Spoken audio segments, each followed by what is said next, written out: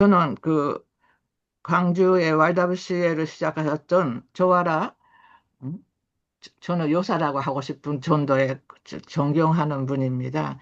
저로 하여금 사실 에, 오늘의 이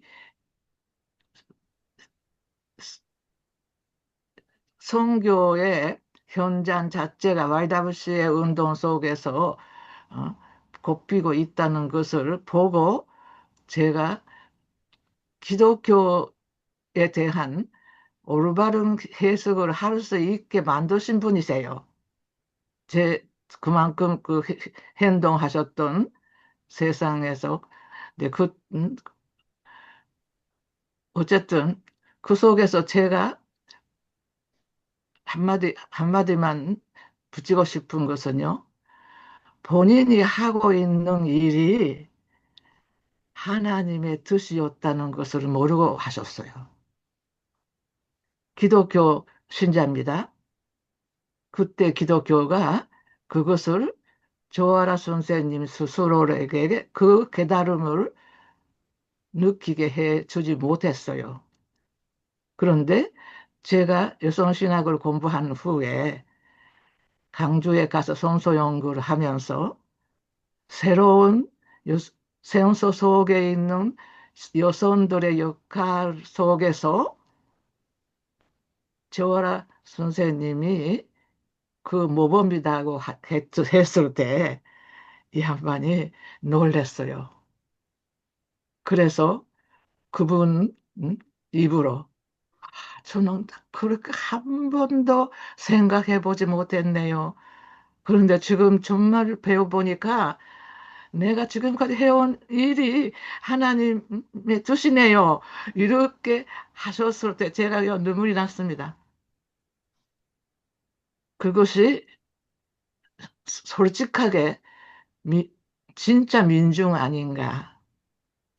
민중들은 자기가요, 뭔가 되기 위해서 한 것이 아니라 정말 누군가가 죽게 생겼으면은 돕지 않으로선 안 되기 때문에 돕는 분들이 진정한 저는 민중이라고 생각합니다. 네. 네, 우리 마태복음 25장의 양과 염소의 비유에서 내가 목마를 때 마실 것을 주었고 내가 굶주렸을 때 먹을 것을 주었고 우리가 언제 그렇게 했습니까? 라는 고백 같은 부지불식 가운데 그러니까 모르는 가운데 에, 이 하나님 나라 운동의 주체였고 맞아요. 또 민중 운동에 헌신했다. 뭐 그런 분들이 사실 안수를 받았고 무슨 신학을 했고 학위를 가지고 있고 그런 거 없었다. 이런 굉장히 희망적인 말씀을 해주셨습니다. 우리 김상정 목사님 말씀하시죠. 예, 일단 사실 저는 민중신학에 대해서 할 말이 없는 사람이죠. 그런데 이제 오늘 제가 뭐 평소에 생각을 말씀드렸을 뿐이고요. 오늘 여기 참 고명하신 선배님들 오늘 전해준 말씀들이 상당히 이제 마음에 와닿고 도움이 됩니다. 그런 측면에서 오늘 제가 더 오늘 훨씬 많이 배우고 좀 대선배님들이 계시다는 사실에 대해서 너무 감사하고요. 그 이제 그 제가 방송에 나와 죄송합니다. 네. 그 그래서 민중 운동이라고 할 때 저는 항상 제 소신은 일단 민중 신앙을 통해야 된다는 말에는 이제 그 변함이 없고요. 민중 신앙은 신학이 아니라 신앙에 출발하는데 역시 이제 제가 이야기로는 기존의 성령론이 가장 좋은 입구죠. 성령론. 언어가 아니고 지식이 아니고 누구든지 방언이 터지는 어느 누구든지 통할 수 있는 그 보편적인 출입구. 그걸 찾는 게 중요하고 거기서부터 출발된다고 보고요. 그래서 제가 꿈꾸는 나름의 꿈은 순복음교회 같은 부흥회에서 단순히 불안과 종교적 욕구를 해소하는 것을 넘어서 그것과 더불어서 그렇게 경험하는 그렇게 경험하는 성령이 얼마나 민중적이 얼마나 보편 얼마나 정의로운가를 동시에 깨달을 수 있는 그런 영적 지각이 열리면서 가장 무식하게 은혜 받는 자리에서 가장 세련된 정의감에 충만한 그런 어떤 영성을 갖는 것이 참 가능하지 않을까 그렇게 생각하고 그래서 기존의 성령론, 은혜론을 그런 측면에서 재해석하면 얼마든지 왼쪽에서의 기도, 왼쪽에서 성령론이 가능하거든요. 지식이 아니라 문자가 민족적 체험에서의 왼쪽에서 경험 이런 것이 필요하고 또 이제 제가 주변에 보면은 기독교를 극복하려는 의미에서 자꾸 기독교의 원죄, 죄의식 이런 것들을 자꾸 좌시하고 부정적으로 보는 사람들이 가끔 있는데 저는 그거 반대입니다.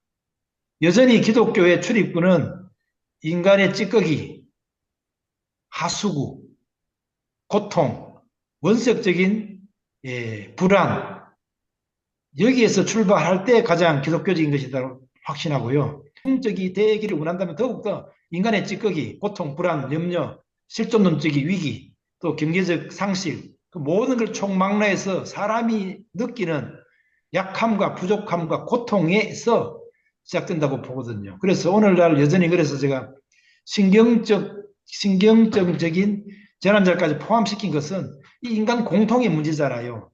문명이 발달해서 오히려 그런 문제가 더 커지니까 이런 인간의 가장 연약한 부분을 출입구 삼아서 다시 기독교적인 어떤 민중적인 기획이 가능하다고 저는 보거든요. 그래서 끊임없이 그런 하수구, 인간의 찌꺼기를 찾아서 토대를 여는 출입구를 찾아야 되거든요.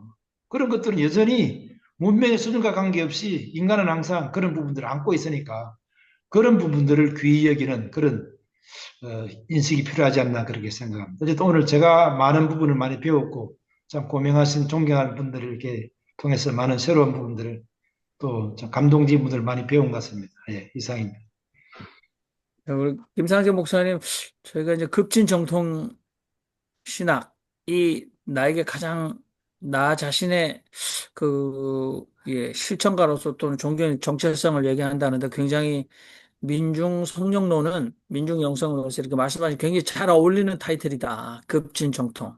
특히 인간의 죄성 이거는 우리가 이거 귀족 영성이라고 그러죠. 저쪽 그 김진호 목사님께서 이 제2기 대형교회, 2차 대형교회가 된 교회들, 온누리 뭐 이런 교회들 대부분 귀족 영성으로 민중성이 전혀 없는. 자, 김태찬 교수님 말씀하십시오. 예, 네. 그 아주 중요한 문제인데 제가 어떻게 좀 조금 늦게 들어왔습니다만은 이 문제는 비단 목사님들뿐만 아니라 여러 군데서 여러 가지 방법으로 지금 논의되고 있습니다. 일본서도 몇 군데서 이것이 집중 토의가 되고 있는데, 근데 저는 지난번에도 그렇지만 정승자 목사님이 말씀하신 것이 중요한데 이제까지 민중 신학이라서 민중을 앞세우고서 여러 가지 논의가 있었는데 저는 두 가지가 역시 문제라고 생각해요. 사실은 솔직히 얘기하면 지금 세대가 아니고 전 세대 민중신학이 태동했던 때 활약했던 목사님들하고 저는 대화를 많이 나눈 적이 있었는데 그런데 지금 와서 다시 이제 여러분들의 말씀을 듣고 아직도 금연이 변화가 되지 않았구나. 그때 느낀 것이 지금도 아직도 그대로 문제로서 남아있구나 하는 게 두 가지가 있어. 하나는 민중이라는 게 뭐냐 도대체. 이 공공철학적으로 얘기하면 공의 세계에 참여하지 못하고 제외되거나 혹은 차별되거나 혹은 억압된 그런 사람들이에요. 공의 세계에 참여가 차단된 사람들. 그다음 두 번째는 공의 세계라는 제도권, 제도 세계인데 그 제도 세계의 언어에 표현 수단을 찾지 못하는 사람. 이 두 가지인데 지금 민중신학을 논하면서 거기서 사용되는 언어가 민중의 언어가 아니고 제도권의 언어고 학술 용어고 배운 사람만이 알아듣는 말로 지금 진행되고 있다고요. 그러니까 민중을 위한 신학인데도 민중의 신학은 아니란 말이에요. 만약에 진짜 민중을 위한 엘리트의 철학이 아니고 민중의 민중에 의한 민중과 더불어 하는 신학이요 철학이었다는 우선 언어부터가 민중의 언어로 이게 탈바꿈돼야 되는데, 근데 쓰시는 지금 말씀들이 과연 몇 사람이나 알아들을 수 있을까? 커뮤니케이션이라는 건 일방적인 게 아니고 상호간에 돼야 되거든요. 더불어 함께 해야 되는 건데 그렇게 어려운 말씀들을 하셔가지고 그거는 일부의 목사님들 사이에 자기 만족이 될지는 모르지만은, 그러나 민중과 함께 민중과 더불어 이 역사를 뚫고 나가는 원동력이 될 수 있을까? 그건 저는 의문입니다. 그러니까 말부터 바꿔야 돼요. 좀 더 민중의 언어로 하려고 노력을 적어도 해야지. 이렇게 그냥 학술어로 어려운 말로 그 공부를 상당히 한 사람 아니고는 전혀 그 공감 공유할 수가 없는 그런 언어를 구사하셔서, 그래서 민중을 논하면 그건 민중론은 되지만은 민중과 함께하는 게 아니잖아요. 그다음에 두 번째, 민중은 누구냐? 구체적으로 민중을 얘기하는 사람들이 예나 지금이나 압도적으로 남자들이에요. 여성이 완전히 배제돼 있어요.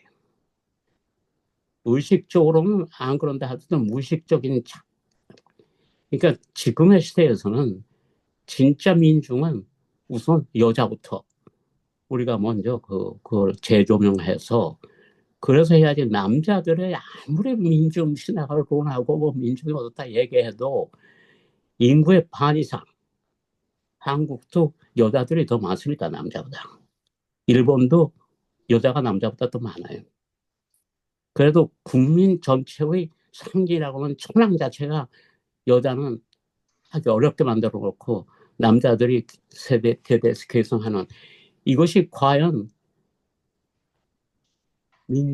민주주의를 지향하는 헌법 정신에 어긋나지 않느냐라는 반성이 생겨서 장난치는 그 일본 사람들, 목사님들이나 혹은 종교학자들이 그런 의미에서 천황제를 아주 굉장히 그 신랄하게 비판하거든요. 그럼 우리나라는 어떠냐?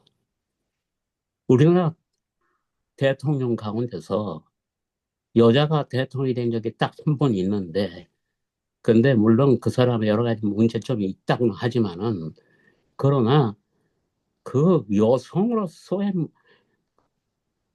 남자가 본 여성으로서의 공격점을 필요 이상으로 그걸 까발쳐가지고 끝내 여자 대통령이 한 번 딱 되어봤는데, 그거에서 펼쳐질 수 있는 가능성을 조금도 찾아보지 않고 그냥 말하자면 역사의 무대에서 끌어내려버렸단 말이에요.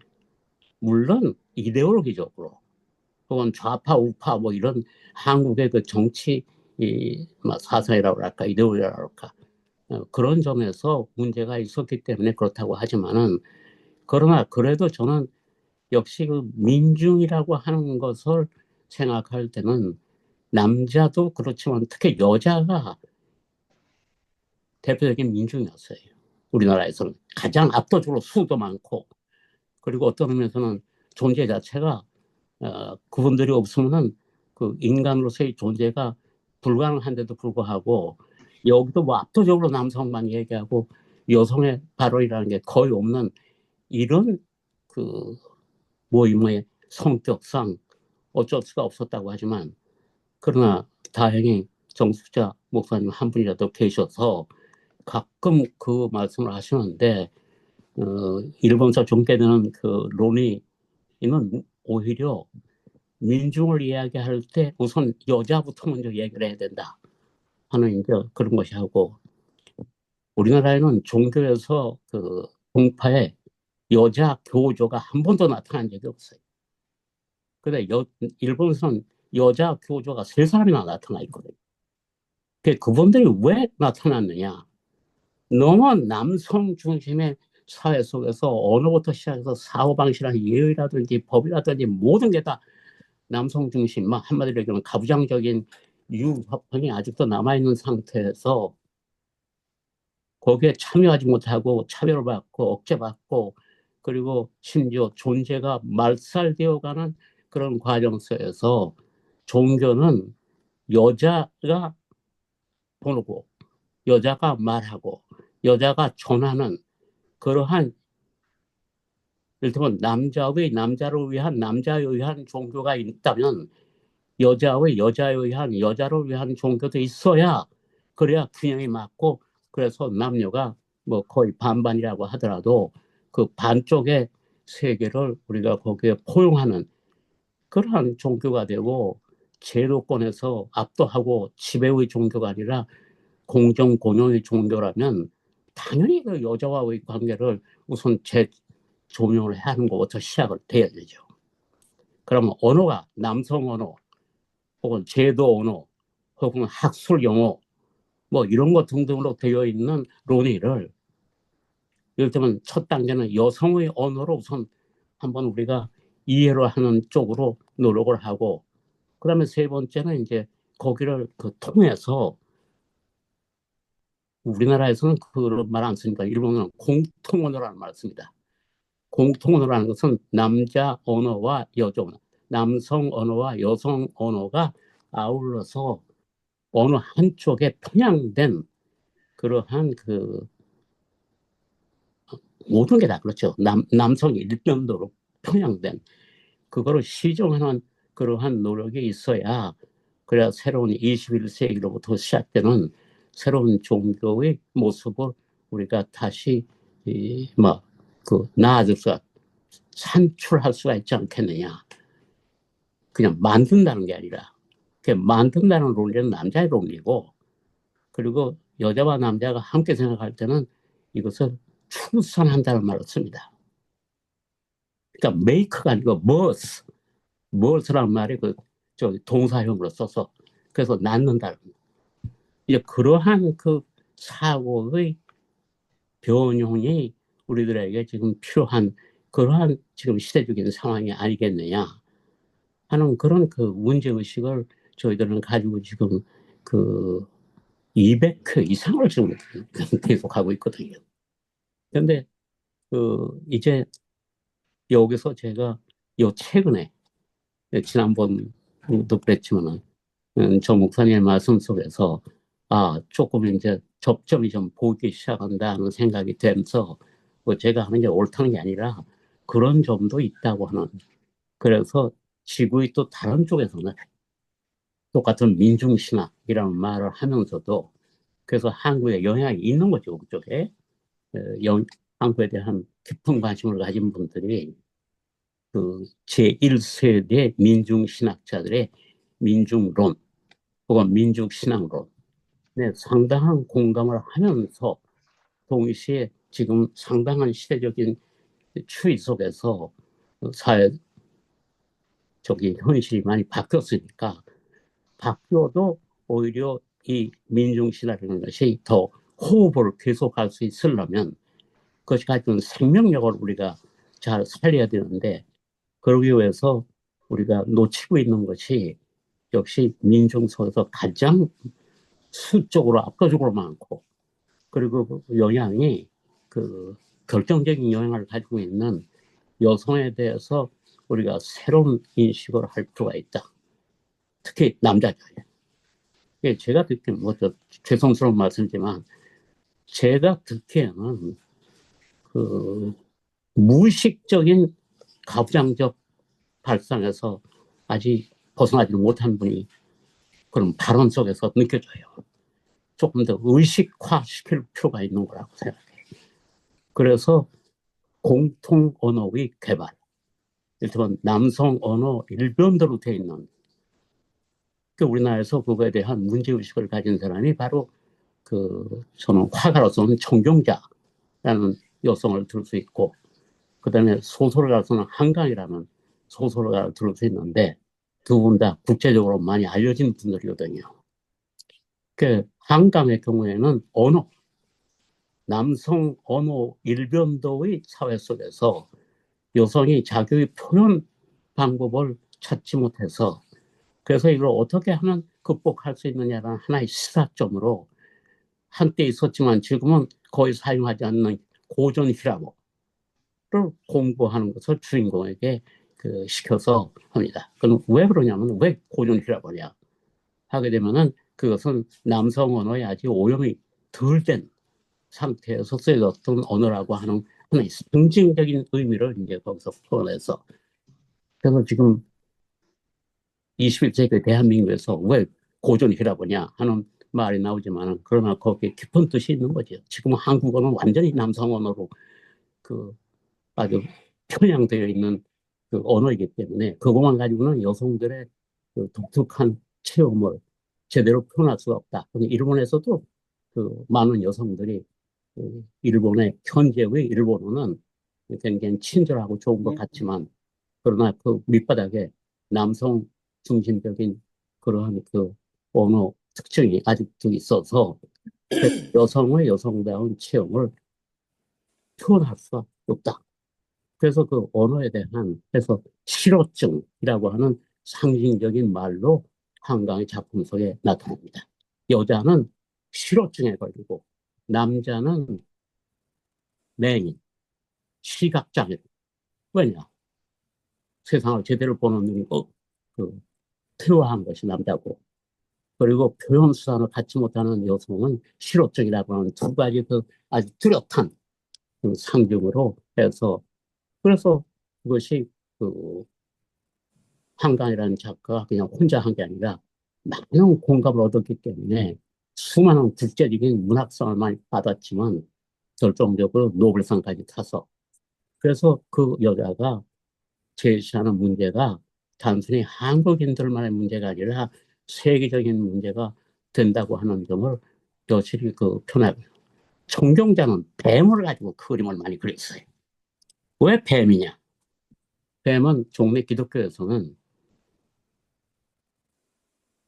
악과 연결돼서 여자와 뱀과 악이 이렇게 연결된 걸로 나타나서 그래서 여자를 폄하하고 이 여자의 증언을 댈 수 있으면 드러내지 않고 그래서 성경 속에도 여자의 복음, 마리아 복음 같은 게 있었는데 전부 다 없애버리고 오로지 남자의 증언만 남겨놓은 기독교의 과거 역사 같은 것을 우리가 볼 때 거기에도 가부장적 유패가 아직도 남아있는 걸 보기 때문에 우리가 만약에 진정으로 민중신학을 얘기한다면 뭐 다른 걸 한다면 모르겠어요.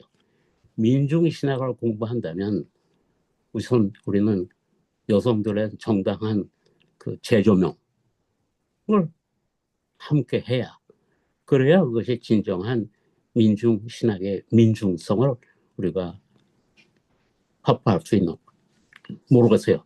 저는 여러분들 생각 어떨지 모르지만은 저는 일본에서 이제 이 문제를 지금 일본의 학자들하고 심각하게 하고 일본에 와 있는 외국인들하고 함께 하기 때문에 그것이 하고 역시 그분들 볼 때 한국은 철저하게 남자 중심의 사회다.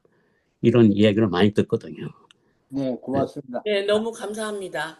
저 김 선생님 너무 우리- 말씀 잘해주셔서 감사하고요. 저도 하고 싶은 얘기도 있는데요. 오늘 네, 김상재 목사님의 너무 말씀 좋았는데요. 이걸 들으면서 진짜 우리가 위안을 얻고 정말 이거 갖다 왜 살아야 되냐 목표 이런 걸 갖다가 받을 수 있는 것은 사실은 성경밖에 없거든요. 그래서 교회가 굉장히 중요한데 지금 우리나라 교회부터 세계 교회가 극우화돼 있고 망하고 있어요. 지금 젊은 애들이 교회를 갖다가 다 싫어하고 이러는 거가 너무 안타까워요. 교회에서 할 일은 그렇게 막 퇴폐적으로 물질적으로 나갈 것이 아니라 교회 지도자가 지금 정말 잘못돼서 그러는데 민중에게 국민에 근데 민중이라는 게 꼭 못 사는 사람이 민중이 아니에요. 부자들도 다 허해 있어요. 불안증에 정말 MT 상태에 있는데 그 돈만 있다고 그 사람이 충족되지 않아요. 돈으로 절대 만족시켜주지 못하거든요. 그래서 정말 모든 인간들을 갖다가 우리가 정말 마음에 안식처를 줄 곳은 교회밖에 없는데 이 교회가 이렇게 너무 망해가고 있어서 정말 우리 목사님들이 어떻게 이 교회를 살려야 되는가 이걸 갖다 우리가 다시 얘기를 해가지고 다시 나서야 될 것 같아요. 그래서 우리가 정말 안 된 그 목사들은 정말 어떻게 크다란 목사들 탄핵을 시키든가 그래가지고서는 우리가 정말 민주주의 목사로 하면서 진정으로 제가 왜 그러냐면 전도를 해보면 알아요. 제가 좀 비싼 학교, 콜롬비아나 이제 NIU 같은 데서 전도를 하면은 걔네들이 부잣집 애들인데도 다 굉장히 불안해하고 있어요. 그래서 내가 이제 막 말해주면은 너무 나를 감사해하고 내 손 붙잡고 막 그러는데 성경을 읽어야 된다. 성경 속에 모든 답이 있다.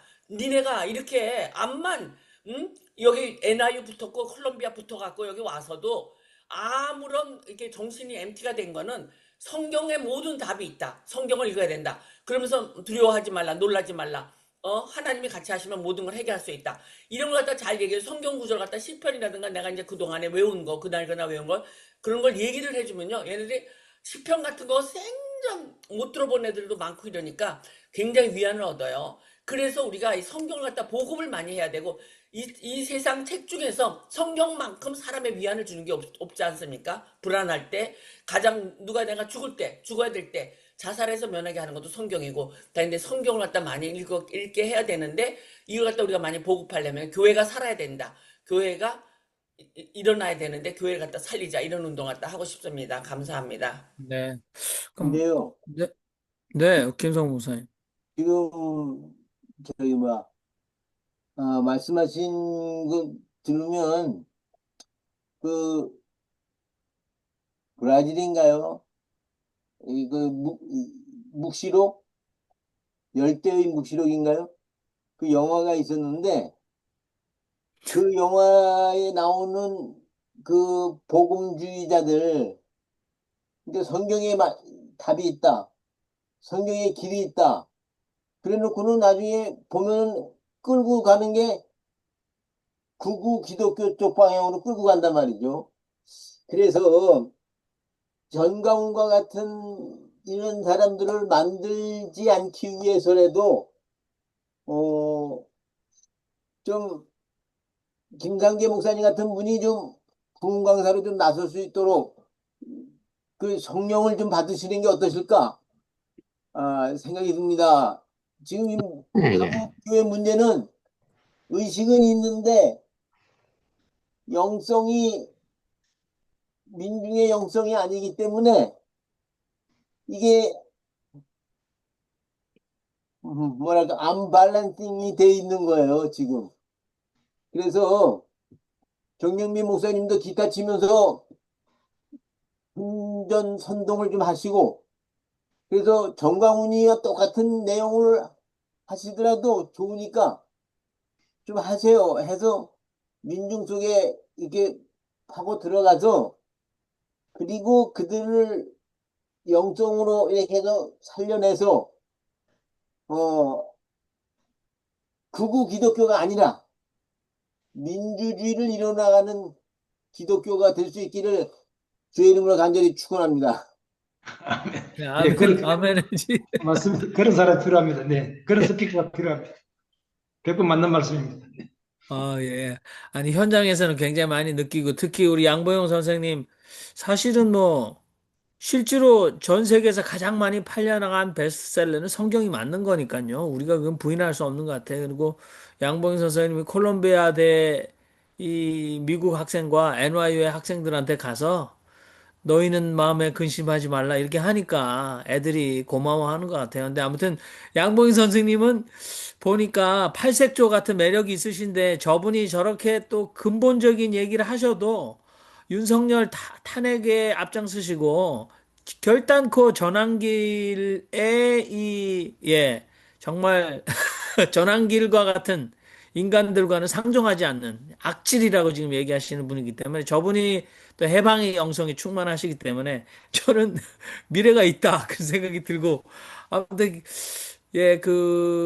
우리가 뭐 학생들을 많이 이렇게 동원하지 못하면 뭐 동원 체제가 아니라 동행 체제인데 유튜브로라도 좀 우리가 학생들에게 필요한 메시지. 야, 지금 세상이 끝난 게 아니다. 특히 한국의 이대남 70대 어르신들보다 훨씬 더 이 사회적 불만을 가지고 있는 건 맞잖아요. 그리고 한 놀이로서 이 혐오를 양산해내는 20대들이 정말 걱정스러운 건 맞습니다. 그리고 점점점 어려져서 10대, 이 서부지법 난입의 10대들이에요. 근데 그 놀이잖아요. 그들에게 있던 이 그 불만 또는 아무튼 눌려진 어떤 그 억압된 그들의 욕망. 근데 저는 아무튼 어저께 그 박구영 교수가 좋은 얘기를 하더라고요. 저도 한번 생각을 해봐야 되는데 이 슈퍼 에고와 에고 이드 사이에서 이게 균형이 잡혀서 슈퍼 에고와 에고 사이에서 많은 갈등이 일어날수록 성장의 기회가 있는데 지금 한국의 이 그 파시즘, 미국식 파시즘, 그래서 슈퍼 에고를 너무 현실적인 그 찰스 커크 같은 사람의 생각으로 대체 전환 전환길이나 이 정강훈이 얘기하는 그 가치관에 대체시켜서 너무 현실적으로 슈퍼 에고 자체가 트럼프의 이 생각과 대체가 되니까 갈등이 없이 맹신화되는 일이 생겨나간다라는데 저는 굉장히 이게 프로이드 이론이긴 했죠. 그러나 프로이드 이론으로 한치시킬 수 없이 철학자가 봤을 때 잘 봤다고 봅니다. 그래서 이 사람은 갈등이 없잖아요. 그러니까 에고가 완전히 죽어버린 거죠. 그래서 이 극우 복음이 슈퍼 에고가 되니까 저렇게 신념화 되는 거죠. 그러니까 그 사람들의 이 마이크 들고 하는 언어들을 들어보면 야, 어떻게 저렇게까지 할 수 있나 이런 생각을 저도 고민해 봤습니다. 그리고 우리 김택자 교수님 말씀하셨는데 한국에서는 그 여성 종교 지도자 없다 그러는데 지금 한국에 독생녀 한 분 계십니다. 근데 그분은 지금 이제 일본에서 이렇게 빠찡코도 좀 하시고 하다가 지금 구치소에 계신데 독생녀 한 분 계시다 말씀드리고 싶었습니다. 자, 여러분 다른 말씀이 없으시면 오늘 우리 김상재 목사님께서 오늘날 민중은 어디 있는가 굉장히 근본적인 질문이었고 또 우리에게 좋은 어, 토론을 유발시켰고 특별히 김성봉 목사님, 정숙자 목사님, 또 지성수 목사님 민중 목회 현장을 겪으신 분들의 자기 반성 굉장히 감사하고 특별히 일본에서 특히 1세대 민중신학자들 사이에서 귀를 기울이셨다가 저희들의 토론을 들으시면서 오늘 민중신학이 가부장적 억압구조와 남성 언어 중심에서 아주 근본적으로 혁신적으로 철저하게 탈바꿈해야 된다. 그래서 민중의 언어를 사용해서 특히 여성적 언어로 공통 언어로 나가지 않는다면 이거는 탁상 공론에 지나지 않는다. 어떤 영향력도 발휘하지 못할 거다라는 아주 따가운 질책이 아주 필요했던 그런 아주 좋은 포문을 여는 토론이었던 것 같습니다. 우리 윤정수 선교사님께서 네팔 상황도 전해주시면서 3%밖에 되지 않은 기독교 사이에서도 또 교회라는 걸 인정받지 못함에도 불구하고 그 속에서 민중들의 삶이 변혁되는 삶의 현장의 소식들을 우리에게 끊임없이 올려주고 계신데 아무튼 저희라도 여기에서 굉장히 연대해야 되겠다 생각이 듭니다. 오늘 김상민 목사님 감사합니다. 공식적인 토론 여기서 마치겠습니다.